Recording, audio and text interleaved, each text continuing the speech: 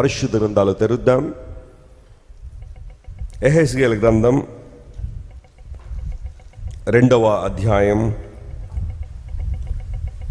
మొదటి 2 వచనాలు చదువుకుందాం. The book of Ezekiel chapter 2 and let us read verses 1 and 2. నరపుత్రుడా, నీవు చక్కగా నిలువబడుము. నరపుత్రుడా, నువ్వు చక్కగా నిలవబడుము. నేను నీతో మాట్లాడవలెను అని ఆయన నాతో మాట్లాడినప్పుడు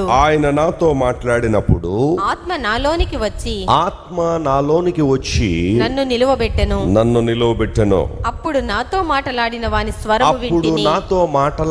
వాని స్వరమును నేను వింటిని. దేవుని నామమున స్తోత్రం చెప్దాం ఒకసారి. హల్లెలూయా. ఈ మాట అందరూ ఒకసారి నాతో బిగ్గరగా పలకండి. నరపుత్రుడా, నీవు చక్కగా నిలవబడుము, నేను నీతో మాట్లాడవలెను. దేవుడు మనందరితో మాట్లాడాలని ఆయన ఇష్టపడుతూనే ఉన్నారు. వినగలిగే చెవి, గ్రహించగలిగే మనస్సు మనలో ఉంటే చాలు, దేవుడు మనతో మాట్లాడాలని ఆయన ఆశిస్తూనే ఉన్నారు. ఆది పితరులతో దేవుడు మాట్లాడిన దేవుడు ప్రవక్తల ద్వారా దేవుడు తన సందేశాన్ని ప్రపంచానికి అందించాడు. ఆ తదుపరి అంత్య దినములందు తానే స్వయంగా మనందరితో మాట్లాడడానికి ఇష్టపడుతున్నారని అపోస్తులైన పౌలు హెబ్రీయులకు కూడా రాస్తూ ఆ మాటను తెలియజేస్తాడు. చాలామంది అడుగుతుంటారు, వెస్లీ గారు దేవుడు మనతో మాట్లాడతాడా అని. ఖచ్చితంగా దేవుడు మాట్లాడతాడు. ఎప్పుడు అంటే ఆ మాటను వినగలిగే ఆ మనస్సు మనలో ఉన్నప్పుడు దేవుడు ఖచ్చితంగా మనతో మాట్లాడతాడు. గమనించండి ప్రియులారా, వినికిడి లేదా వినే శక్తి అనేది దేవుడు మనకిచ్చిన గొప్ప వరం. ప్రపంచంలో అనేకమైన పరిస్థితులు మనం గమనిస్తూ ఉంటే వినడం అనేది ఒక దేవుడిచ్చిన శ్రేష్టమైన వరంగా మనం భావిస్తున్నాం. అసలు వినబడడం అనేది కనుక లేకపోతే ప్రపంచం ఎలా ఉంటుందో ఒకసారి ఊహించండి. కానీ దేవుడు మనందరికీ వినే శక్తిని ఇచ్చాడు. ఉదయం లేచిందని రాత్రి పడుకునే వరకు చాలా మాటలు వింటూ ఉంటాం, చాలా మాటలు మాట్లాడుతూ ఉంటాం. అయితే వాటిల్లో ఎన్ని ప్రయోజనకరమైన మాటలు మనం వింటున్నాం, మన జీవితాన్ని బాగు చేసే మాటలు మనం వింటున్నాం, మన బ్రతుకును బాగు చేసే మాటలు మనం వింటున్నాం అని పరిశీలన చేస్తే చాలామంది వినగలిగే ఆ శక్తిని వ్యర్థమైన వాటి కోసం వినియోగిస్తున్నారు. వినకూడని వాటన్నింటినీ వింటూ దేవునికి అవమానకరంగా బ్రతికే వాళ్ళు చాలామంది ఉన్నారు. గమనించండి ప్రియులారా, ప్రపంచ పరిస్థితి ఎలా ఉందంటే ఈ రోజున ఆ టెండెన్సీ ఎలా ఉంది అంటే ఒక అబద్ధాన్ని 4 సార్లు వింటే అదే నిజం అని నమ్మే పరిస్థితి ప్రపంచంలో ఉంది. ఈ రోజుల్లో చాలా అబద్ధాలు అలాగే చలామణిలో కూడా వచ్చేసినాయి. నలుగురు 4 సార్లు ఒక అబద్ధాన్ని ప్రొజెక్ట్ చేస్తే అదే నిజం అనుకుని, అదే వాస్తవం అనుకుని దేవుని మార్గాన్ని విడిచి లోక సంబంధ విధానంలో నడిచేవారు ప్రపంచంలో చాలామంది కనబడుతున్నారు. అయితే దేవుడు మాట్లాడుతున్నాడు, నరపుత్రుడా, నువ్వు చక్కగా నువ్వు నిలబడితే నేను నీతో మాట్లాడతాను, నా మాటలు నువ్వు వినాలి, ఆ మాటలు అనేక మంది తెలియచేయాలి. పరిశుద్ధ గ్రంథంలో ప్రియులారా, ప్రవక్తల గ్రంథాలు మనకు తెలుసు. అందులో కొన్ని పెద్ద ప్రవక్తలు రాసిన గ్రంథాలు ఉన్నాయి, మరికొన్ని చిన్న ప్రవక్తలు రాసిన గ్రంథాలు ఉన్నాయి.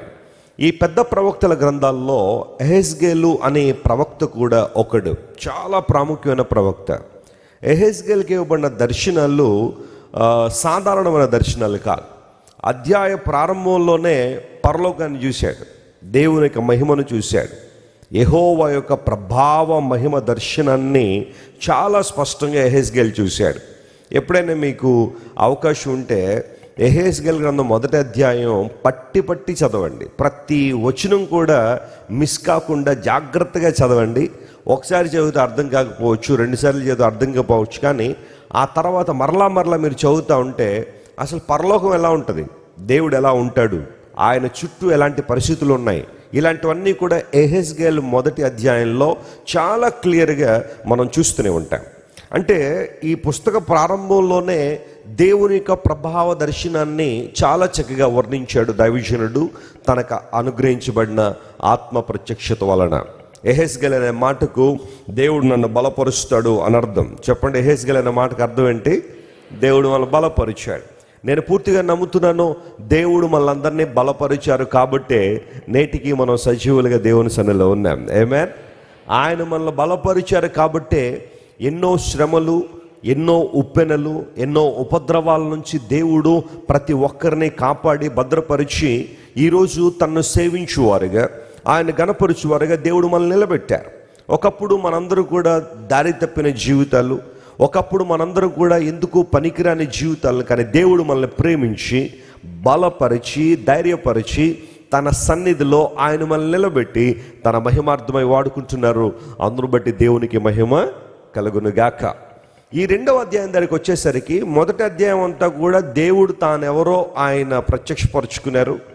God revealed himself to Ezekiel through that vision. ఆ తర్వాత 2వ అధ్యాయం దగ్గరికి వచ్చేసరికి దేవుణ్ణి చూసావుగా, దేవుని యొక్క ప్రభావాన్ని చూసావు కాబట్టి ఇప్పుడు నీ బాధ్యత ఏంటంటే నువ్వు చక్కగా నిలవబడగలిగితే నేను నీతో మాట్లాడతా. నేను మాట్లాడే ప్రతి మాట నువ్వు అనేక మందికి తెలియచేయాలి. You need to convey that message to others. You need to take that message to the world. ప్రపంచానికి ఆ వర్తమానం పంపించాలి. అలా ఉండాలి అంటే నువ్వు మొదట చక్కగా నిలబడాలి అని దేవుడు యెహెజ్కేలుతో మాట్లాడుతున్నాడు. ప్రియులారా గమనించండి, చక్కగా నిలబడటం. మీరు ఎప్పుడైనా ఆగస్టు 15 కానీ లేదా జాన్ 26 కానీ ఆర్మీ వాళ్ళు లేదా డిఫెన్స్ మన భారతదేశానికి సంబంధించిన ఆర్మీ జవాన్లు మార్చింగ్ చేస్తూ ఉంటారు, లేదా వారు నిలబడే విధానం ఉంటుంది. చెప్పండి, ఎలా నిలబడతారు వాళ్ళు? చాలా చక్కగా కదా, వాళ్ళని చూడగానే ముచ్చటేసి అంత చక్కగా నిలబడతారు.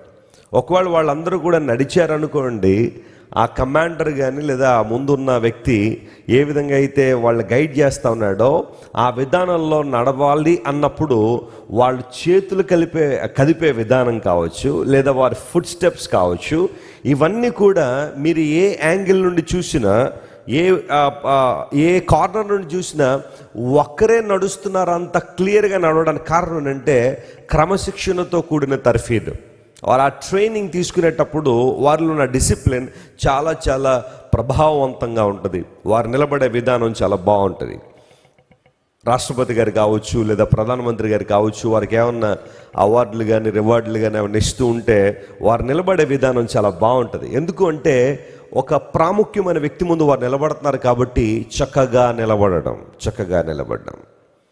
చాలాసార్లు మన జీవితాల్లో శారీరక సంబంధమైన నిలబడడం గురించి దేవుడు అంటలేదు, కానీ మన జీవితాన్ని గురించి ప్రభు మాట్లాడుతూ ఇంతవరకు అటు ఇటు కదలాడుతున్న మన బ్రతుకులు, చంచలమైన మన జీవితాలు, స్థిరత్వం లేని మన బ్రతుకులు ప్రభు సన్నిధిలో నిలబడగలిగితే, ఆయన సన్నిధిలో మనందరూ కూడా ధైర్యంగా ఆయన స్వరాన్ని వినడానికి నిలబడగలిగితే దేవుడు తన సందేశాన్ని మనకి ఇవ్వడం మాత్రమే కాకుండా అనేక మందికి దీవెనకరంగా ఆశీర్వాదకరంగా ఆయన మనల్ని మారుస్తూ ఉంటారు.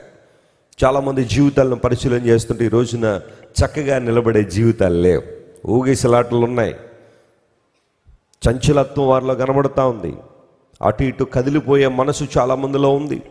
ఏం చేస్తున్నారో తెలియని పరిస్థితి, ఎటు వెళ్తున్నారో తెలియని పరిస్థితి. ఈరోజు ఒక పరిస్థితిలో ఉంటారు, రేపొద్దున మరొక పరిస్థితి, ఎల్లుండి మరొక పరిస్థితి. స్థిరత్వం లేని జీవితంలో చాలామంది ఉంటున్న ఈ రోజుల్లో దేవుడు మరొక్కసారి మనందరితో మాట్లాడుతున్నాడు. నీవు చక్కగా నిలబడగలిగితే, దేవుని సన్నిధిలో సరైన విధానంలో నిలబడగలిగితే ప్రభు నీతో మాట్లాడడానికి ఆయన ఆశపడుతున్నాడు, ఆయన ఇష్టపడుతూనే ఉన్నారు. ఈరోజు ఆలోచించేద్దాం. నూతన నిబంధనలో కూడా యేసు ప్రభు వారు తన శిష్యులందరితో కూడా మాట్లాడుతూ ఒక సందర్భంలో ఆయన అన్నారు, మీలో చాలామంది మీకు ఏది ఇష్టమో అడగడానికి ఇష్టపడుతున్నారు, అయితే మీకు ఇష్టమైంది నేను ఇవ్వడానికి నేను కూడా సిద్ధంగానే ఉన్నాను. But based on one condition. ఆ కండిషన్ ఏంటి అంటే, నా యందు మీరును మీ యందు నా మాటల్లో నిలిచి ఉండిన ఎడల మీకు ఏది ఇష్టమో అడగండి, అప్పుడు అది మీకు అనుగ్రహించబడుతుందని. మనం ఆ చివరి మాట లేదా ఆ చివరి ఆ సెంటెన్స్ మనం చాలా చక్కగా ఓన్ చేసుకుంటాం కదా. ఆ మాటను మనం చాలా చక్కగా తీసుకుని, ప్రభువా ఏది ఇష్టమో అడగండి అన్నావు కదా, ఇదిగోనైనా మరి ఏదో పెద్ద పెద్ద ఇష్టాలు కాకపోయినా 2-3 టావులు నింపేసాను, నా ఇష్టాలన్నీ కూడా నెరవేర్చు ప్రభు అన్నట్టుగా అన్నీ మన ఇష్టాలు దేవుని దగ్గర తీసుకొస్తాం. That's okay. కానీ ఎప్పుడు దేవుడు మన ఇష్టాన్ని నెరవేర్చడానికి ఇష్టపడుతున్నాడు అంటే, లేఖనం సెలవిస్తూ ఉంది, మనము ఆయన యందు నిలిచినప్పుడు, ఆయన మాటలు మన యందు నిలిచినప్పుడు ఖచ్చితంగా మన జీవితాల్లో ఏదైతే అడుగుతున్నామో దేవుడు అనుగ్రహిస్తాడని లేఖనాలు సెలవిస్తున్నాయి. ప్రియులారా గమనించండి, చక్కగా నిలబడడం అంటే ఏంటి? మనం ఏ విధంగా చక్కగా నిలబడగలం దేవునిలో? ఎలాంటి అనుభవాలు మనలో ఉంటే దేవునిలో మనం నిలబడగలుగుతున్నాము అని పరిశీలన చేస్తే ఈరోజు ఒక 3 ప్రాముఖ్య విషయాలు మీతో మాట్లాడి నా సందేశాన్ని ముగింపులో తీసుకొస్తాను. వెస్లీ గారు, దేవుడు నాతో మాట్లాడాలి అంటే, నన్ను వాడుకోవాలంటే, హెస్గేల్ వలె తన మహిమను ప్రతిబింబించే వ్యక్తిగా నేను ఉండాలి అంటే, ఆయన చిత్తాన్ని తెలియజేసే వ్యక్తిగా నేను ఉండాలి అంటే, వాట్ షుడ్ ఐ డూ? ఆయనలో నిలబడ్డం అంటే ఏంటి? క్రీస్తు దేవునిలో నిలబడ్డం అంటే ఏంటి? లేదా ఆయన ఎదుట చక్కగా నిలబడ్డం అంటే ఏంటో కొన్ని ప్రాముఖ్య విషయాలు మీతో చెప్పి నా సందేశాన్ని త్వరగా ముగింపులో తీసుకొస్తాను. చూడండి, మొట్టమొదటిగా మనందరం కూడా క్రీస్తు బోధలో నిలిచి ఉండాలి అని బైబిల్ చాలా క్లియర్గా సెలవిస్తూ ఉంది. మనందరం ఎందులో నిలబడి ఉండాలి? చక్కగా నిలబడ్డం అంటే అర్థం ఏంటంటే, క్రీస్తు బోధలో మనం ఏం చేయాలా? నిలబడాలి. యోహాను భక్తుడు 3 పత్రికలు రాశాడు. అందులో 2వ పత్రిక దగ్గరికి రండి ఒకసారి. యోహాను రాసిన 2వ పత్రిక, అందులో ఒక అధ్యాయం మాత్రమే ఉంటుంది. 9వ వచనాన్ని మనం చదువుతున్నాం. క్రీస్తు బోధయందు నిలిచియుండక. 2 John chapter 1 and verse 9. దాంట్లో ఈ మాట రాయబడింది, క్రీస్తు బోధయందు నిలిచి ఉండక దానిని విడిచి ముందుకు సాగు ప్రతివాడును దేవుని అంగీకరింపనివాడు, దేవుని అంగీకరింపలేదు. ఆ బోధయందు నిలిచియుండువాడు తండ్రిని కుమారుని అంగీకరించువాడు. చాలండి, ఇక్కడ ఒక మాట స్పష్టంగా మనం చూస్తున్నాం. క్రీస్తు బోధయందు నిలిచియుండక ముందుకు సాగేవాడు అనే మాట అక్కడ రాస్తుంది. అంటే ప్రపంచంలో దేవుని యొక్క చిత్తాన్ని నెరవేర్చాలి అని ఆశించే ప్రతి ఒక్కడు ఏ బోధలో నిలిచి ఉండాలి? గట్టిగా చెప్పాలి, అందరూ ఏ బోధలో నిలిచి ఉండాలి? క్రీస్తు బోధలో నిలిచి ఉండాలి. ఇది బైబిల్ సెలవిస్తున్న సందేశం. క్రీస్తు బోధ మినహా మిగతా బోధలు దేవుణ్ణి అగౌరవపరిచే బోధలు, దేవుని యొక్క ఔన్నత్యాన్ని తగ్గించే బోధలు ఈ రోజున ప్రపంచంలో చాలా ఉన్నాయి. లేఖనాలు సెలవిస్తున్న మాట, మనందరం దేవుని బిడ్డలుగా క్రీస్తు బోధలో మనము నిలిచి ఉండాలి. Praise the Lord. హల్లెలూయా, స్తుతి మహిమ ఎల్లప్పుడు దేవునికి ఇచ్చెదము. హల్లెలూయా, స్తుతి మహిమ ఎల్లప్పుడు దేవునికి ఇచ్చెదము. హల్లెలూయా, హల్లెలూయా, హల్లెలూయా. పాడండి అందరూ పాటలు. కొంతమంది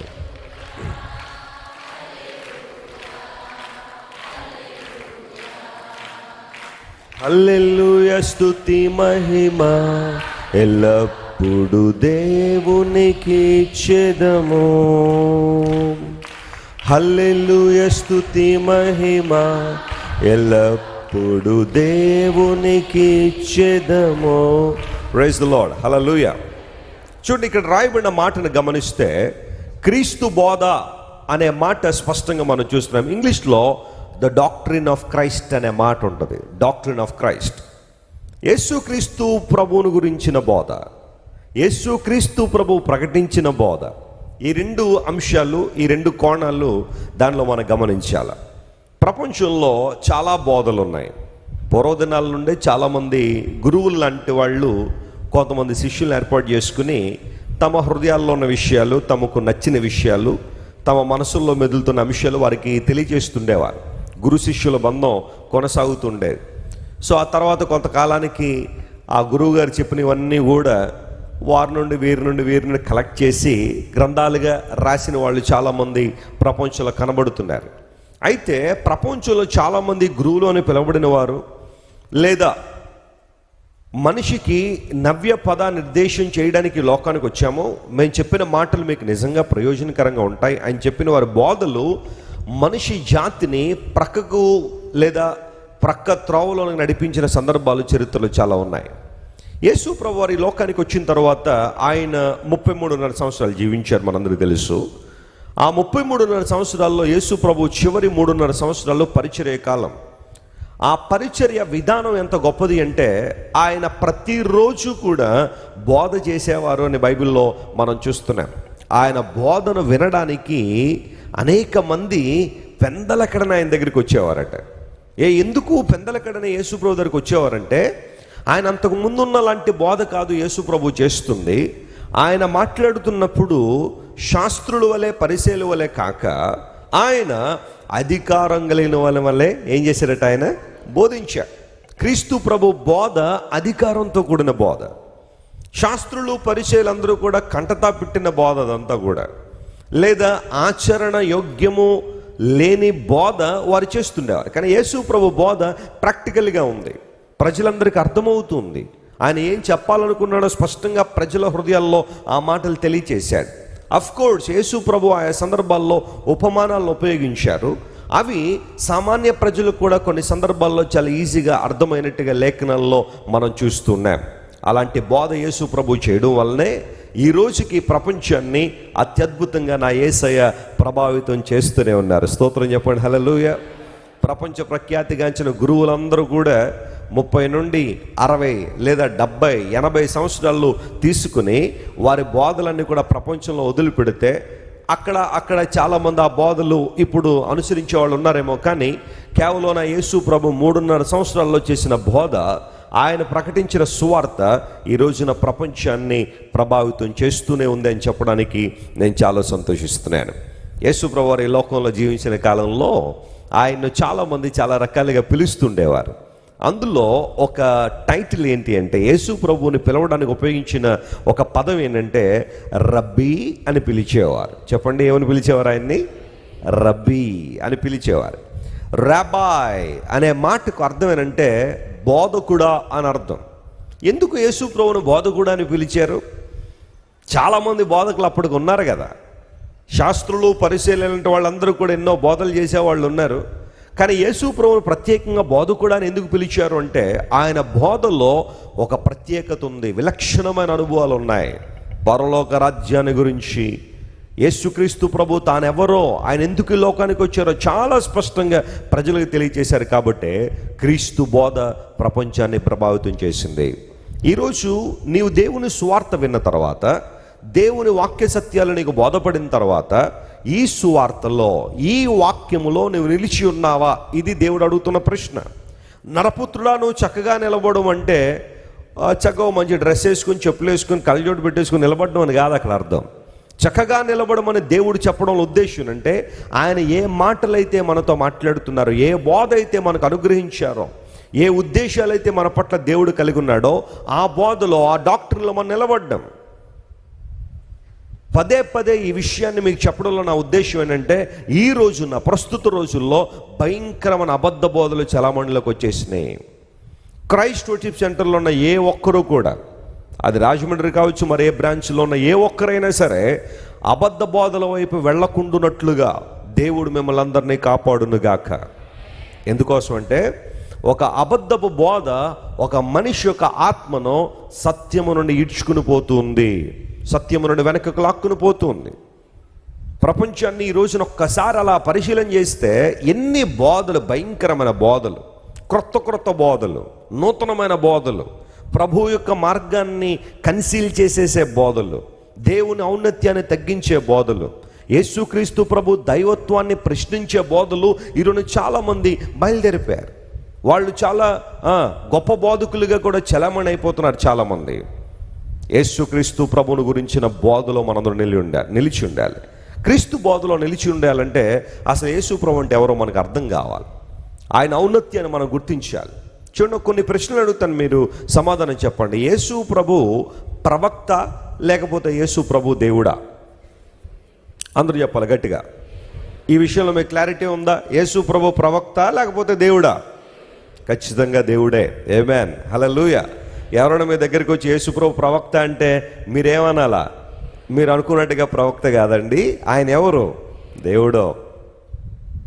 యేసు ప్రభుని ప్రవక్త స్థానానికి దిగజార్చేస్తున్నారు చాలామంది. ప్రవక్తలందరూ కూడా దేవుడు వస్తాడని చెప్పారు. యేసు ప్రభు వచ్చి నేను వచ్చాను అన్నాడు ఆయన. స్తోత్రం చెప్పండి, హల్లెలూయా. మరి ఈయన వాళ్ళు ఒకళ్ళు ఎలా అయిపోతారు? ఇప్పుడు కూడా ప్రవక్త యొక్క ఉద్దేశం ఏంటి అంటే, ప్రవక్త యొక్క బాధ్యత ఏంటంటే దేవుడి గురించి మాట్లాడటం. దేవుడు వస్తాడని చెప్పారు, లేదా నూతన నిబంధనలో కూడా ప్రవక్తలు ఉన్నారు, ఇదిగో దేవుడు వచ్చాడు అని చెప్పారు వాళ్ళు.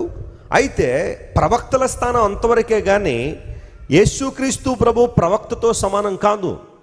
కొంతమంది యేసు ప్రభుని ప్రవక్త అనుకున్నారు. లేఖనాల్లో కూడా సమరయ స్త్రీ కూడా యేసు ప్రభుని ఏముంది, ఒక సందర్భంలో నీవు ప్రవక్త అని గ్రహిస్తున్నాను, నీవు ప్రవక్త అని నేను గుర్తిస్తున్నాను అని సమరయ స్త్రీ కూడా. అన్నంత మాత్రాన యేసు ప్రభు ప్రవక్త ఖచ్చితంగా కాదు.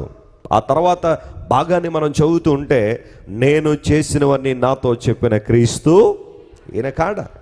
ఆ స్పిరిచువల్ ఎన్లైటన్మెంట్లోకి వచ్చేసింది, ఆధ్యాత్మికంగా ఉన్నతమైన స్థానానికి వచ్చింది. నేను చేసినవన్నీ నాతో చెప్పాడు ఈయన, ఈయనే క్రీస్తు. He is the messiah who reveals everything. ఎందుకోసం అంటే సమరయులు సమారిటన్స్ మొదటి 5 పుస్తకాలు మాత్రమే చదువుతారు బైబిల్లో. వారు చరిత్ర పుస్తకాలు చదవరు, లేదా ఆ పోయిటిక్ బుక్స్ బైబిల్లో కొన్ని ఉన్నాయి, పోయిటరీ, అవి చదవరు వాళ్ళు. సమరయులు ఓన్లీ మొదటి 5 పుస్తకాలు మాత్రమే, పెంటాట్యూక్ అంటారు వాటిని, లేదా తోరా అంటారు, 5 పుస్తకాలు మాత్రమే చదువుతారు. అందులో వాళ్ళు ఎప్పుడు కూడా గమనించేది అంటే, Samaritans they expected God that would come to the world as a prophet like Moses. మోషే వలె ఒక ప్రవక్తలా దేవుడి లోకానికి వస్తాడని వారు ఎక్స్పెక్ట్ చేస్తూ ఉంటారు. ఎందుకు అంటే, మోషే మాకు ధర్మశాస్త్రాన్ని ఇచ్చాడు, ధర్మశాస్త్రాన్ని బట్టి మా జీవితాల క్రమశిక్షణలో నడవాలని ఆశించాడు. But when the Messiah comes, he reveals everything about God, he reveals everything about heaven. పరలోకాన్ని గురించి, నిత్యత్వాన్ని గురించి మెస్సయ్య మాకు అన్ని విషయాలు తెలియజేస్తారు. అంటే మెస్సయ్య రావడంతో మాకు కంప్లీట్ రెవల్యూషన్ వస్తుంది. Moses' revelation is not complete revelation. In fact, when Messiah comes, he brings the complete revelation to the world.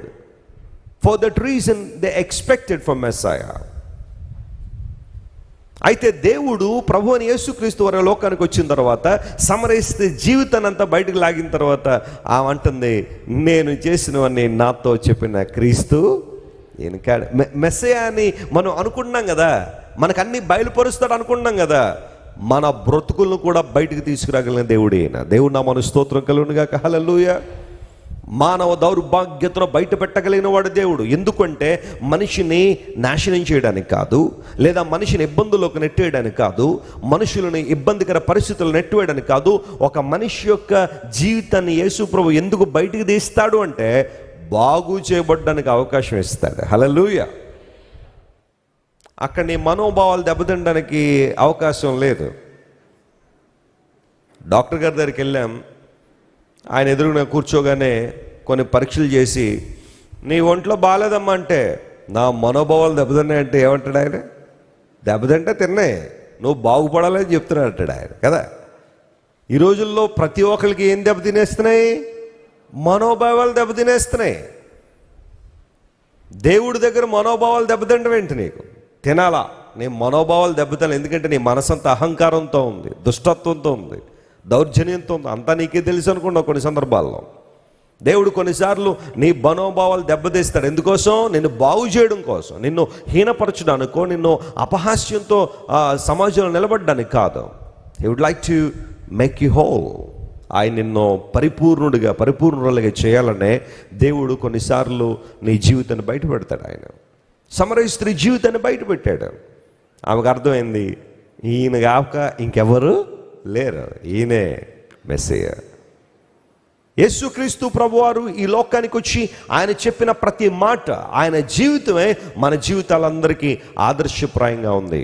అందును బట్టి యేసు ప్రభువును గురించిన అనుభవాలు మనం ముందుకు సాగిపోవాలంటే ఆయన గురించిన సరైన అవగాహన మనకు ఉండాలి. చాలామంది ఏమనుకుంటారంటే, యేసుక్రీస్తు ప్రభువు ప్రవక్త అని కొంతమంది వాదించే వాళ్ళు ఉన్నారు. ఎందుకోసం అంటే, వాళ్ళు ఏదో ప్రవక్తను అనుకుంటున్నారు వారి మనసుల్లో. యేసు ప్రభు ఆయనకన్నా పెద్ద గొప్ప కాదు అనాలి అంటే ఇప్పుడు ఆయన స్థానంలో లాగేయాలన్నమాట యేసు ప్రభు. అందును బట్టే యేసు ప్రభు ప్రవక్త అని వాదించేవాళ్ళు కొంతమంది.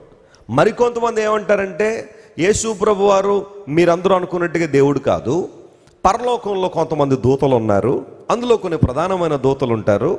అందులో మనందరికీ తెలిసిన పేర్లు కొన్ని బైబిల్లో మనకు తెలుసు కదా. గేబ్రియల్ ఉన్నాడు, గాబ్రియేలు దూత వార్తలను అందించింది కదా. మరియమ్మ గారు ఆమె ప్రార్థన చేసుకుంటున్నప్పుడు గాబ్రియేలు వచ్చి మెస్సయ్య లోకానికి వస్తారని తెలియజేశాడు. యోసేపు కనబడిన గేబ్రియల్. ఇలా బైబిల్లో గాబ్రియేలు దూత మనకు తెలుసు. ఆ తర్వాత మిఖాయేల్ మనకు తెలుసు, మైకల్. ఆ తర్వాత రఫాయల్, దూతల్లో ప్రధానమైన ఒక ప్రాముఖ్యమైన విభాగానికి రఫాయల్ ఉన్నాడు. కొంతమంది యేసు ప్రభుని ఏ స్థానానికి దిగజారుస్తున్నారంటే, పరలోకంలో మికాయేల్ అనబడే వ్యక్తి, అంటే దేవుని దూత, ఆర్కేంజల్, ప్రధాన దూతగా పిలువబడుతున్న మైకేల్ ఈ భూమి మీదకి నరావతారిగా లేదా శరీరాన్ని ధరించుకుని వచ్చాడు. ఆయనే యేసు ప్రభు. అంటే యేసు ప్రభు ఒక దూత, పరలోకంలో ఒక దూత యేసు ప్రభుగా ఈ లోకానికి వచ్చారని కొంతమంది వాదిస్తూ ప్రభువుకి ఔన్నత్యాన్ని తగ్గించాలని ప్రయత్నం చేస్తూ ఉన్నారు. అది కూడా వాక్య సంబంధమైన బోధ కాదు.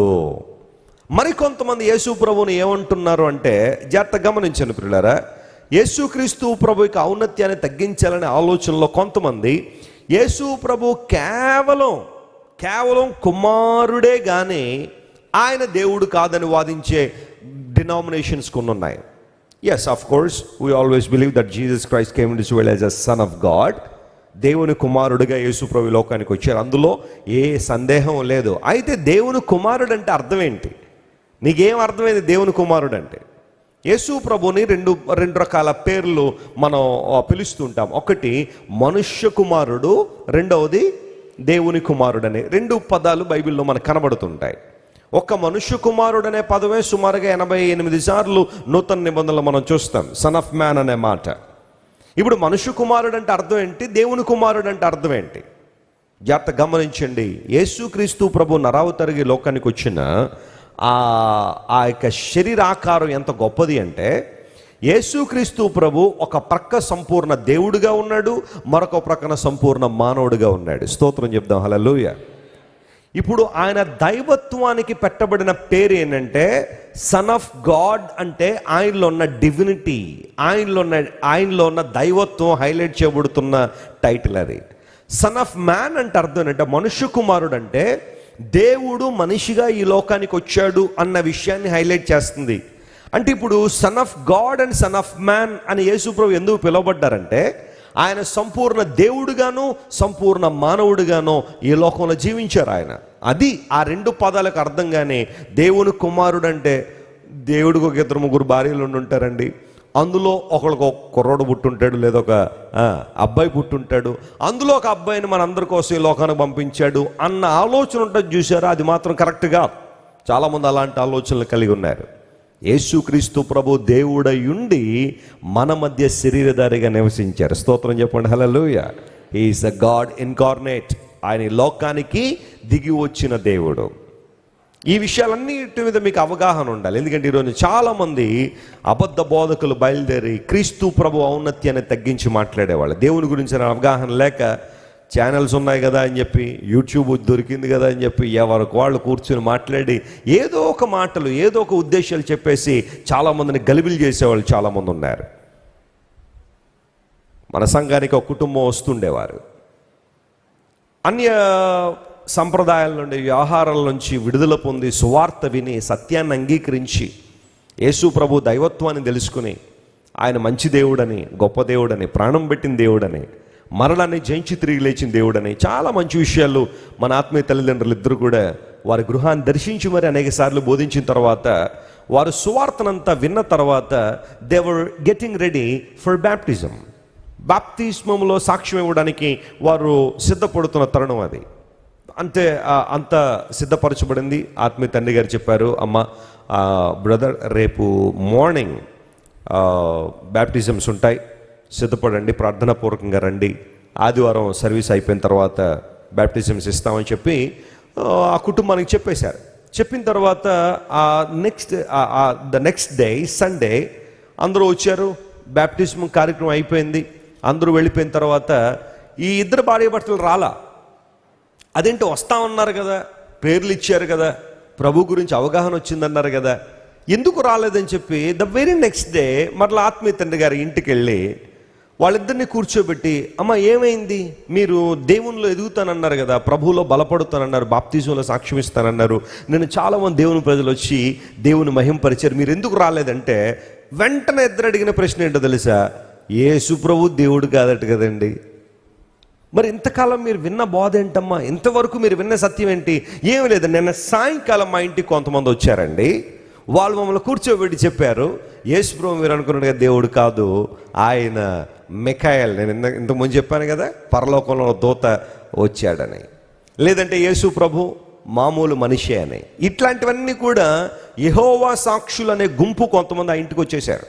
వాళ్ళు వచ్చి మొత్తం గలిబిలి చేసేసి వెళ్ళి ప్రభువుని గురించిన అవగాహన లేక మొత్తం అంతా గలిబిలి చేసేసరికి వీరు తమ రక్షణ విషయంలో ముందుకు రాలేక వెనుకబడిపోయిన పరిస్థితులకు వచ్చేసారు. అపవాదాలాంటి అటాక్స్ కొన్నిసార్లు నీ జీవితంలో తీసుకురావచ్చు. ఏదో ఒక గుంపు పేరు మాత్రం చెప్పాను, కానీ అలాంటి వాళ్ళు చాలామంది నీ జీవితంలో ఉండుండొచ్చు. బాగుగా పరిగెడుతున్న నీవు, చక్కగా దేవునిలో కొనసాగుతున్న నీవు, క్రీస్తు మార్గంలో పయనిస్తున్న నీవు, ప్రార్థనలో, దేవుని సంరక్షణలో, పరిశుద్ధాత్మ నడిపింపులో చక్కగా కొనసాగుతున్న నిన్ను ఎవరో ఒకరు ఏదో ఒక నూతనమైన బోధ లేకపోతే ఏదో ఒక అబద్ధ బోధన తీసుకొచ్చి వెనకకు లాగాలని ప్రయత్నం చేస్తున్న ఆ తరుణంలో ఏ బోధలోనూ నిలిచి ఉన్నావు, ఏ వాక్యంలోనూ స్థిరపడుతున్నావు, in which doctrine you are standing for God, right in front of God, దేవుని ఎదుట ఏ బోధలోనూ నిలిచి ఉన్నావు. అందును బట్టి యోహాను చాలా పర్టికులర్గా క్రీస్తు యొక్క దైవత్వాన్ని ఒప్పుకొని వంచకులు చాలామంది లోకంలో బయలుదేరి వచ్చారు. కుమారుని ఒప్పుకోని వాడికి నిత్య జీవం లేదు అని చాలా క్లియర్గా యోహాను భక్తుడు చెబుతానే ఉన్నాడు. క్రీస్తు బోధ యందు నిలిచి ఉండండి. ఏ బోధ అయితే మీరు వింటున్నారో, ఏ బోధలైతే మీరు ముందుకు సాగిపోతున్నారో దానిలో నిలిచి ఉండండి. Avoid in the doctrine. అప్పుడు కదా మీరు దీవెన పొందేది, ఆశీర్వాదం పొందేది.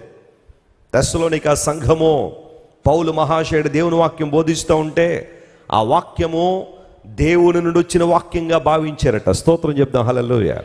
They received the word of God as if it is coming from the Lord. ఎందుకు పౌలు భక్తుడు మాట పరలోకము నుండి వచ్చిన మాటగా వారు భావించారంటే, పౌలు ఎక్కడ నిలబడి సువార్త చెప్పినా, ఎక్కడ దేవుని వాక్యం బోధించినా, పౌలు యొక్క వాక్యములో, పౌలు యొక్క సువార్తలో ప్రధాన అంశము యేసుక్రీస్తు ప్రభు యొక్క దైవత్వం. గట్టిగా చప్పట్లు కొట్టి దేవుని అనుమాయింపరచండి. పౌలు గారంటే నాకు చాలా ఇష్టం. ఒకవేళ నేను ఏనాడైనా పరలోకానికి వెళ్తే గవగవ పరిగెత్తి వెళ్ళి పౌలు గారికి షేక్ హ్యాండ్ ఇవ్వాలని ఆశ నాకు చాలా ఎక్కువ ఉంటుంది. ఎందుకోసం తెలుసా? ఆయన రాసిన ఉత్తరాలు చదువుతూ ఉంటే ఒక్కొక్క పదం పరిశుద్ధాత్మదేవుడు ఎంత గంభీరమైన సత్యాలు పౌలు గారి ద్వారా తెలియజేశాడని. ఆయన ఎక్కడ నిలబడితే అక్కడ క్రీస్తుని గురించిన మాటలు చెబుతూ ఉంటే, అగ్రిప్ప అనే ఒక రాజు ఒక సందర్భంలో ఏమన్నా తెలుసా?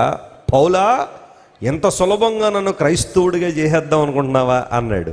అంటే అగ్రిప్ప రాజు లాంటి వాడినే గడగళ్ళాడించాడు. స్తోత్రం చెప్పండి, హల్లెలూయా.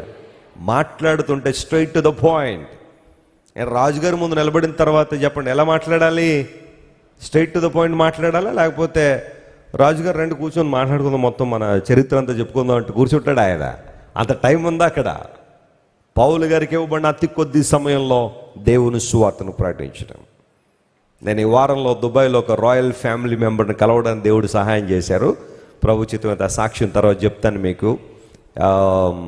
యుఏఈలో ఒక ప్రామినెంట్ పర్సన్, ఎంటైర్ కంట్రీలో కింగ్ తర్వాత చాలా ఉన్నతమైన స్థానంలో ఉన్న ఒక షేక్ గారిని కలవడానికి దేవుడు సహాయం చేశారు. ఓ బ్రదర్ నన్ను తీసుకెళ్లారు, ఆ ప్యాలెస్కి తీసుకెళ్లారు. Amazing palace. Dubai shakes palace అంటే చాలా అద్భుతంగా ఉంది. వాళ్ళ ముందు నిలబడి ఎక్కువసేపు మాట్లాడడానికి టైం ఉండదు. ఉన్న తక్కువ సమయంలో సువార్త ప్రకటించడం, సత్య సువార్తను అందించడం.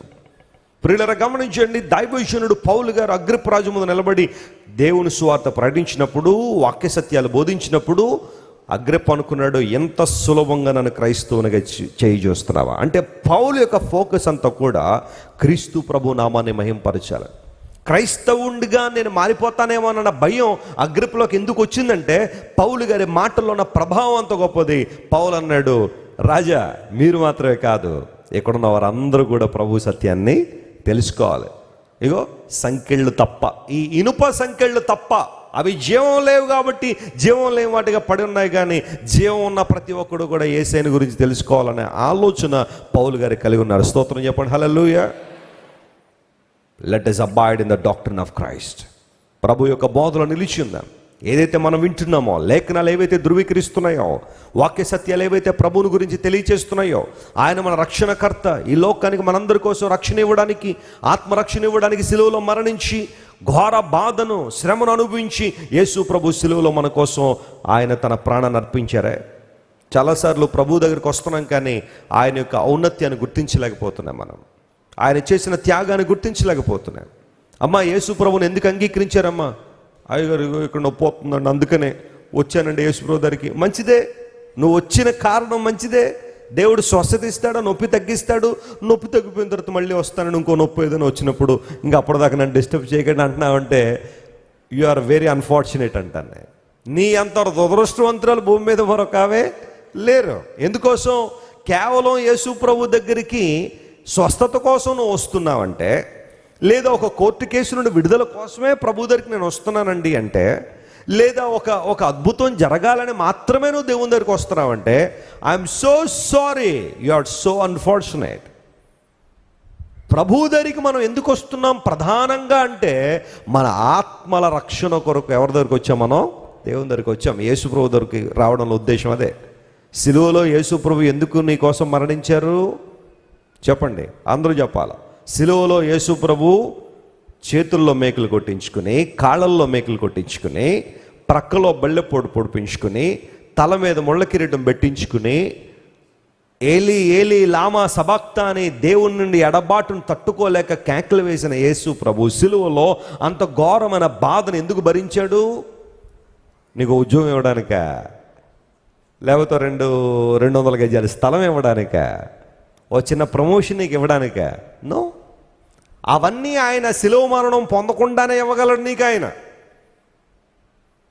పరలోకంలో కూర్చుని కూడా నీకు అవన్నీ ఇవ్వగలడు. కానీ ఎందుకు యేసు ప్రభు శిలువలో మరణించారంటే, మరణము వెనకాల ఆయనకున్న ప్రధాన ఉద్దేశం నిన్ను నన్ను ఘోరమైన నరకాగ్ని నుండి ఏం చేయాలా? తప్పించాలని. అది ఆయనకి తెలుసు నరకం ఎంత భయంకరమైందో. సాతానుకును వాడి దూతలకును సృష్టించబడిన నరకం యాక్చువల్లీ అది మనుషుల కోసం సృష్టించబడింది కాదు నరకం అనేది. సాతాను కోసం, వాడి దూతల కోసం. కానీ సాతాను పక్షాన చేరి నేను సాతానుతోనే ఉంటానని అంటే మరి ఏమంటాడు ఆయన? సరే ఉండిపో అంటాడు. అదే జరుగుతుంది. నరకం యొక్క భయంకరత్వం ప్రభువుకు తెలుసు కాబట్టే ఆ నరకం నుండి వాళ్ళు తప్పించాలనే కదా యేసు ప్రభు శిలువలో అంత బాధను అనుభవించారు. యేసు ప్రభు శిలువలో ఆ పడిన బాధ వెనకాల ఉన్న ఒకే ఒక ఉద్దేశం, నిన్ను నన్ను నరకాగ్ని గురించి తప్పించాలని.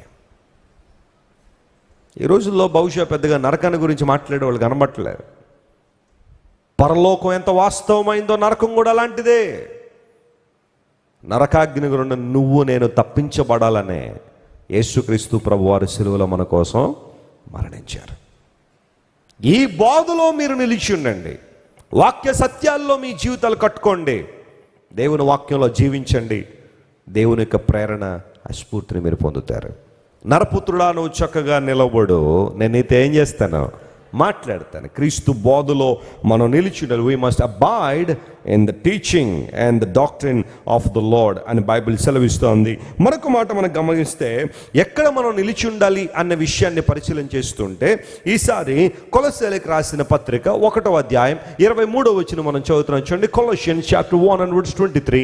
బైబిల్ ఈ విధంగా సెలవిస్తా ఉంది. పునాది మీద కట్టబడిన వారే స్థిరముగా ఉండి మీరు విన్నట్టు ఆకాశము క్రింద ఉన్న సమస్త సృష్టికి ప్రకటింపబడినట్టు ఈ సువార్త వలన కలుగు నిరీక్షణ నుండి, చూడండి, సువార్త వలన కలిగే నిరీక్షణ నుండి తొలగిపోక విశ్వాసమందు నిలిచి ఉండిన ఎడల. చెప్పండి, అందరూ ఎక్కడ నిలిచి ఉండాలట? అందరూ గట్టిగా చెప్పాలి. ఎక్కడ నిలబడాలి? విశ్వాసములో నిలిచి ఉండాలి. సువార్త వలన నీకొచ్చే నిరీక్షణను తొలగిపోకుండా విశ్వాసంలో ఏం చేయమన్నాడు? నిలబడమన్నాడు. అంటే ఎందుకు ఆ మాట పౌలు గారు చాలా క్లియర్గా వాడాడు? కొలస్సై సంఘం వాస్తవానికి గ్రీసు దేశంలో ఉన్న ఒక ప్రాంతం, కొలస్సై అనే ప్రాంతం. అంటే ఎక్కువ మంది అన్యజనులైన వారు ప్రభు వైపు తిరిగారు, ప్రభు వైపుకి వచ్చారు, క్రీస్తు ప్రభువులో ఉన్న ఔన్నత్యాన్ని గుర్తించారు. ఒక వ్యక్తి యేసు ప్రభు వైపు తిరిగారు అంటే విశ్వాసం ఉంచి ప్రభు వైపు వచ్చిన తర్వాత పౌలు అంటున్నాడు, ఇప్పుడు మీరు విశ్వాసంలో నిలిచి ఉండండి, తొలగిపోవద్దు. సువార్త మీకు ఇస్తున్న నిరీక్షణ నుండి ఎప్పుడు తొలగిపోకుండా విశ్వాసంలో నిలిచి ఉండండి అనే మాట అక్కడ రాసుకుంటూ వచ్చాడు. ప్రభునందు ప్రియులారా, క్రైస్తవ జీవితంలో విశ్వాసానికి ఉన్న ప్రాధాన్యత మనందరికీ తెలిసిందే. విశ్వాసం లేని క్రైస్తవుణ్ణి ఎవరైనా ఊహించగలమా? ఎవరు ఊహించలేము. అది వాక్య విధానం కూడా కాదు. అసలు క్రైస్తవుడు అని పిలిపించుకుంటున్నావంటేనే నీలో ఏముందని అర్థం, లేదా ఏం ఉండాలి అని అర్థం. విశ్వాసం ఉండాలని. విశ్వాసం లేకుండా క్రైస్తవుడిగా పిలువబడ్డం అనేది వేషధారణే తప్ప మరొకటి కాదు. అనేక సార్లు విశ్వాసం నుండి తొలగిపోయే పరిస్థితులు మన జీవితంలోకి వస్తూ ఉంటాయి. విశ్వాసాన్ని బలహీనపరిచే అంశాలు అపవాది మన జీవితంలో తీసుకొస్తాడు. అందులో మొట్టమొదటి ఏంటో తెలుసా? నీ విశ్వాసాన్ని చెరిపేసే మొట్టమొదటి ఆయుధం, అపవాది దగ్గర ఉన్న ఆయుధం డౌట్. అందరూ చెప్పండి, ఏంటది? డౌట్, అనుమానం. ఎక్కడ లేని అనుమానాలన్నీ ఎక్కడొచ్చేస్తుంటే మనకి దేవుని దగ్గర వచ్చేస్తుంటాయి. దేవుని వాక్యాన్ని చదువుతుంటే వస్తూ ఉంటాయి. ప్రశ్నలు ఉండద్దు నేను అంటలా. దేవుని వాక్యం చదివేటప్పుడు ఇది ఎందుకు రాయబడింది, ఈ మాట రాయడంలో దేవుని ఉద్దేశం ఏంటి, పరిశుద్ధాత్మ దేవుడు ఎందుకు ఈ మాట రాయించారు, ఇలాంటి ప్రశ్నలు రావడం తప్పేం కాదు. కానీ కొంతమంది దేవుని వాక్యాన్నే ప్రశ్నించేవాళ్ళు, దేవుని వాక్యాన్నే సందేహించే వాళ్ళు చాలామంది ఉంటారు. అలాంటి వారిని ఉద్దేశించి దేవుడు మాట్లాడుతున్నాడు, నువ్వు విశ్వాసంలో తొలగిపోవడానికి వీల్లేదు. పౌలు భక్తుడు తన జీవితంలో కొంతమందిని ఉద్దేశించి, కొంతమంది విశ్వాస భ్రష్టులు అయిపోయారు అన్నాడు. ఏమయ్యారంట వాళ్ళు? విశ్వాస భ్రష్టులు అంటే అర్థం ఏంటి? ఒకప్పుడు విశ్వాసం కలిగిన వారే, కానీ రాను రాను వారి జీవితాల్లో సందేహాలు పెరగడం వలన, చింతలు పెరగడం వలన, లోక సంబంధమైన ఆశలు పెరగడం వలన, లోకానుసారమైన ఉద్దేశాలు వారి జీవితంలో పెరగడం వలన విశ్వాసము తరిగిపోతుంది. విశ్వాసం తరిగిపోతుంది. యేసు ప్రభు వారు కూడా ఆయన ఈ లోకంలో ఉన్న కాలంలో అన్నాడు, మనుష్య కుమారుడు ఈ భూమి మీదకి వచ్చినప్పుడు విశ్వాసము కనుగొనునా అని యేసు ప్రభు వారు మాట్లాడారు. లూకా సువార్త 18వ అధ్యాయంలో ఆ మాట మనం చదివితే, మనుష్య కుమారుడు భూమి మీదకి వచ్చినప్పుడు విశ్వాసం కనుగొనునా అంటే అర్థం ఏంటి? విశ్వాసులు ఉంటారు చాలామంది, కానీ వారిలో ఏముండదు అనమాట విశ్వాసం. నేతి బీరకాయలో నెయ్యి లేనట్టుగానే చాలామంది విశ్వాసులు అని పిలిపించుకుంటున్నారు, కానీ వారిలో ఏం లేదు, విశ్వాసం ఉండట్లేదు. పరిపూర్ణంగా దేవుని నమ్మలేకపోతున్నాం, ఆయన యందు విశ్వాసం ఉంచలేకపోతున్నాం. దేవుని వాక్యాన్ని, ఆయన నడిపింపును, దేవుని చిత్తాన్ని విశ్వసించలేని పరిస్థితుల్లో కొన్నిసార్లు మనం జీవిస్తూ ఉన్నాం. చాలాసార్లు అడుగుతాం దేవుని దగ్గరికి వచ్చి, ప్రభువా నీ చిత్తం బయలుపరిచేనైనా, నీ చిత్తం బయలుపరిచేయని ప్రార్థన చేస్తా. నిజంగా దేవుడు తన చిత్తాన్ని బయలుపరిస్తే చేసే ఆ సిద్ధ మనసు నీలో ఉందా?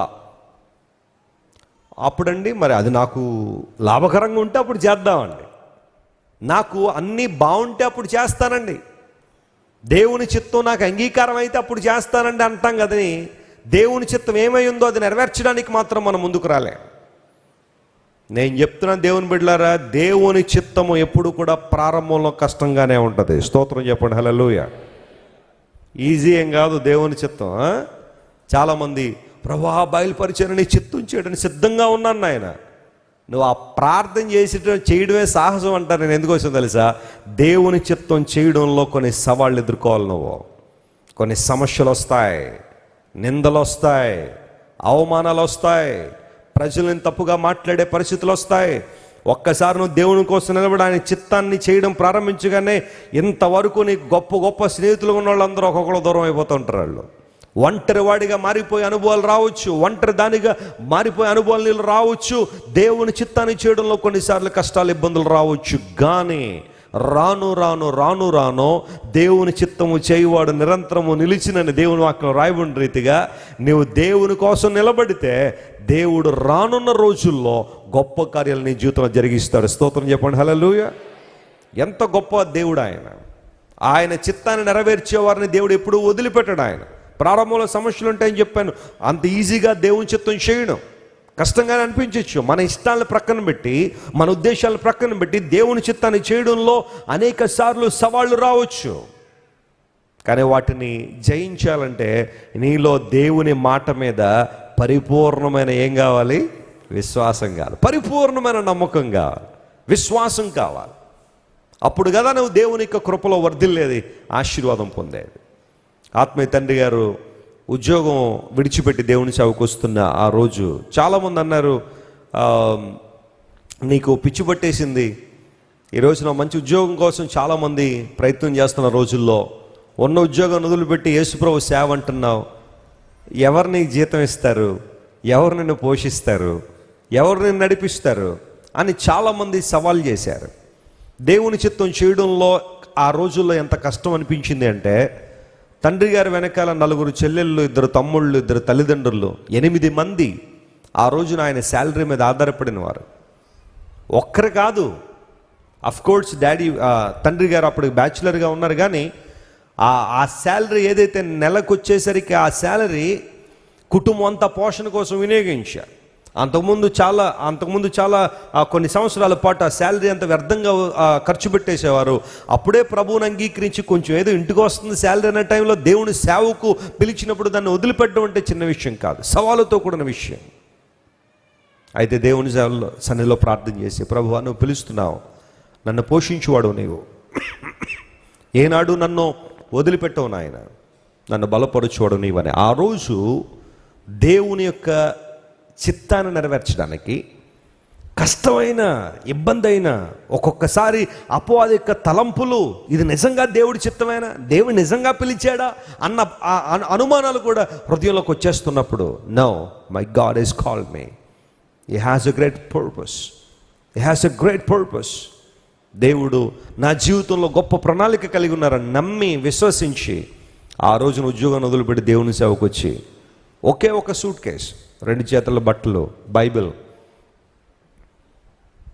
కాలినడకన అనేక ప్రాంతాలు తిరిగి సువార్త ప్రకటించి,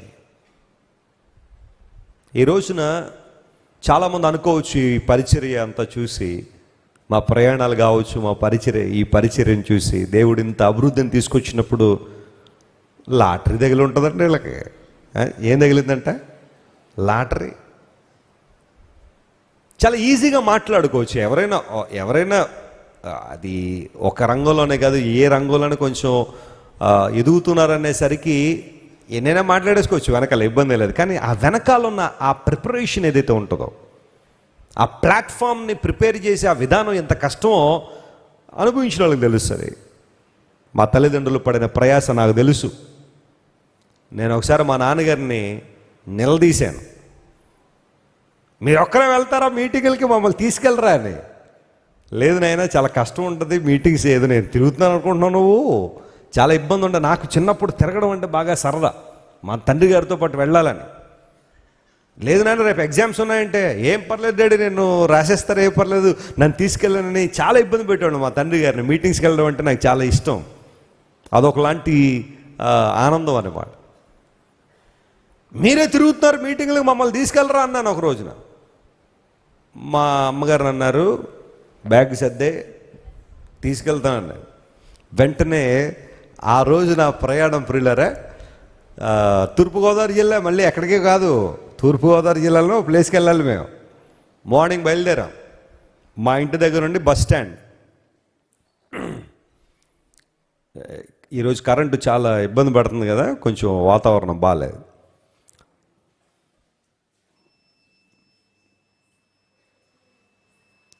సో మా ఇంటి దగ్గర నుండి బయలుదేరాల బస్ స్టేషన్కి వెళ్ళడానికి రిక్షాలో వెళ్ళాం, నేను మా తండ్రి గారు.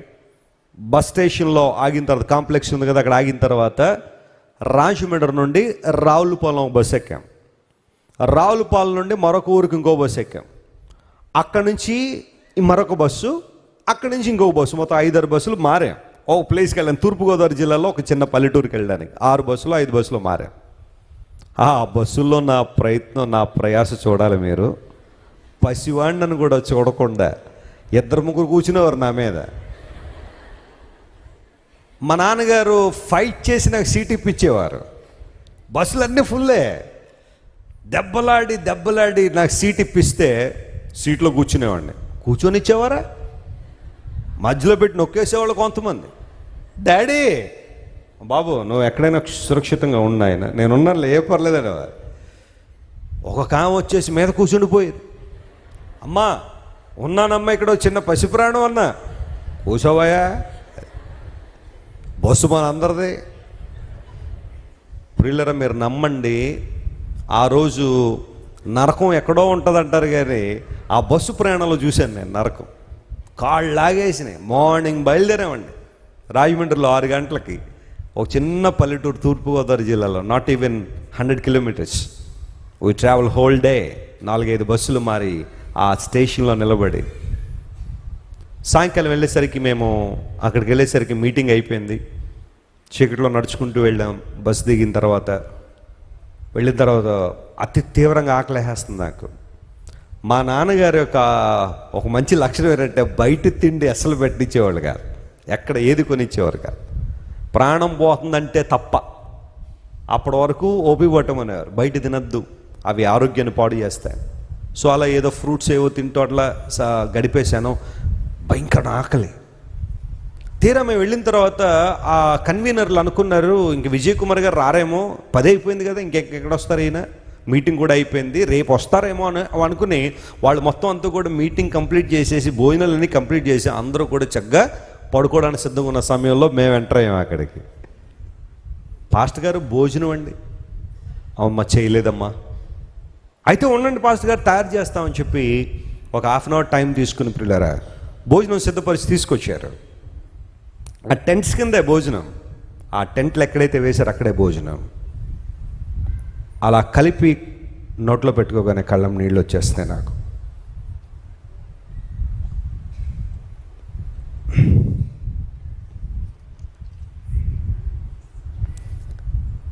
చాలాసార్లు అనుకునేవాడిని,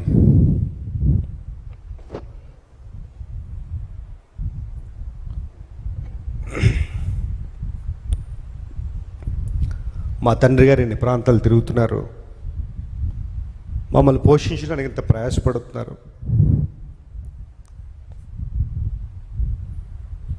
ఎంతో కష్టపడుతున్నారు, ఇలాంటి ఆహారం తినా ఒక్క ముద్ద తినలేకపోయాను ఆ రోజునే. అంటే వాళ్ళు ఏదో మమ్మల్ని ఇబ్బంది పెట్టాలని వండారని అంటలేదు, కానీ that's how they prepare the food. మా తల్లి తండ్రి మా ఇంట్లో మాకు ఇచ్చే ఆహారం, వారు ఇలాంటి కష్ట పరిస్థితుల్లో అలాంటి భోజనాలు తిని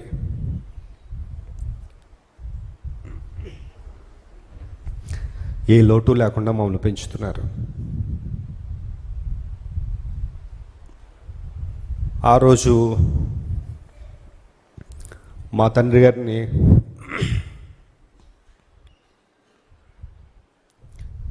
మరొక కోణంలో నేను చూడగలిగాను. హృదయం అంతా కృతజ్ఞతతో నింపబడి, thank you daddy for giving us the best in everything by suffering a lot for us. ఉదయం నుండి ఏం తినలేదు మా తండ్రి గారు, నాకేదో పెట్టాలనే ఆలోచన. కానీ తీరా రాత్రి వెళ్ళిన తర్వాత అంత ఆకలితో ఉన్నప్పుడు ఆ మాడిపోయిన ఆ ఎగ్ ఫ్రై చాలా సంతోషంగా ఆనందంగా మా నాన్నగారు తిని 2 రోజులు అక్కడ పరిచర్య చేసి మళ్ళీ తిరిగి వచ్చాం. అప్పటి నుండి ఎప్పుడు నేను మా తండ్రి గారిని ఎప్పుడు కంప్లైంట్ చేయలే. మా నాన్నగారు ఈరోజు మేము ఈ స్థాయిలో ఉన్నామంటే, దేవుని సేవలో వాడబడుతున్నామంటే, అనేక మందికి ప్రయోజనకరంగా ఉన్నామంటే మా తల్లిదండ్రులు పడిన ప్రయాస, దేవుని కొరకు వారు తీసుకున్న నిర్ణయాలు, ఆయన కోసం వారు నిలబడిన విధానం, దేవుని సేవలో వారు ఒక మాటలో చెప్పాలంటే రాటు తేలిపోయిన అనుభవం. ఈరోజు ప్రతి విషయాన్ని గురించిన అవగాహన నాకు తెలుసు. ఎందుకంటే వారి కుమారుడిగా వారితో కలిసి వారి సేవలు అన్ని విషయాలు కూడా తెలుసుకున్న వ్యక్తిగా నాకు తెలుసు. ఈ రోజున ఇక్కడున్న మీ అందరికన్నా నేను ఎక్కువ కృతజ్ఞుడిగా ఉంటాను దేవునికి. I'm so thankful to my God because I know what was there in our lifes.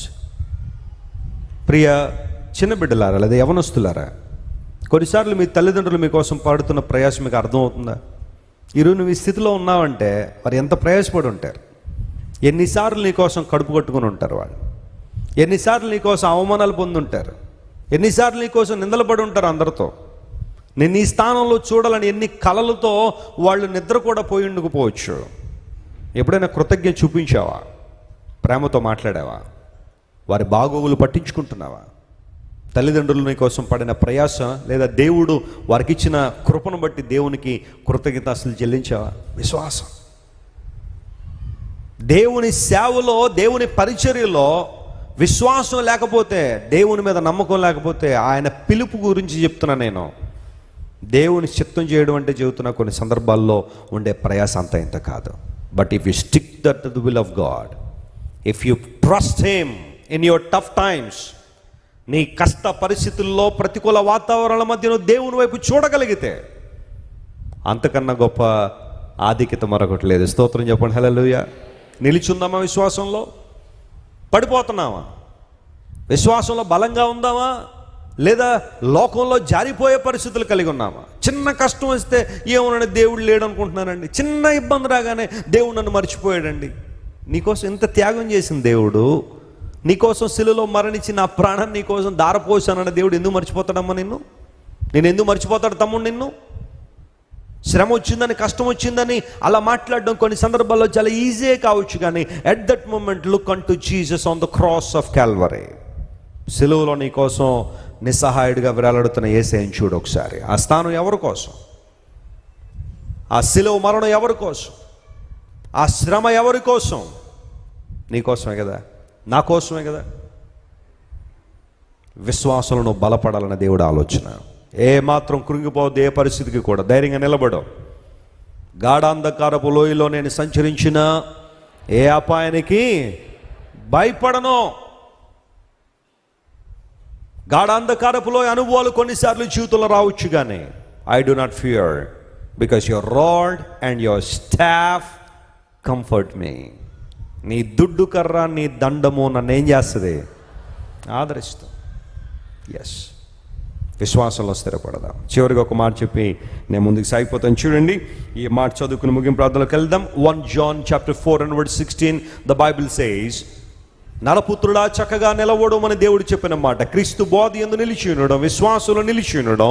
మూడవది యోహాను మొదటి పత్రిక 4:16 మన ఎడల దేవునికి ఉన్న ప్రేమను, దేవునికి ఉన్న ప్రేమను మనము ఎరిగిన వారమై దానిని నమ్ముకొని ఉన్నాము.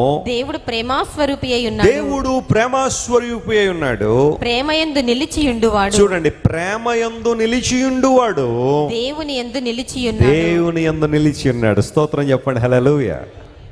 నరపుత్రుడా, నువ్వు చక్కగా నిలవబడుము, నేను నీతో మాట్లాడతాను, నిన్ను వాడుకుంటాను, నా మహిమ కొరకు, నా రాజ్య విస్తరణ కొరకు ఉపయోగించుకుంటానని మాట్లాడిన దేవుడు ఎందులో నిలబడాలి, ఏ విషయంలో నిలబడాలంటే పరిశుద్ధాత్మ దేవుడు మాట్లాడుతున్న మూడవ మాట, అబాయిడ్ ఇన్ లవ్. ప్రేమ యందు మీరు ఏం చేయండి? నిలిచి ఉండండి. ప్రేమ యందు నిలిచి ఉండువాడు దేవుని యందు ఏం చేశాడట? నిలిచి ఉన్నాడు.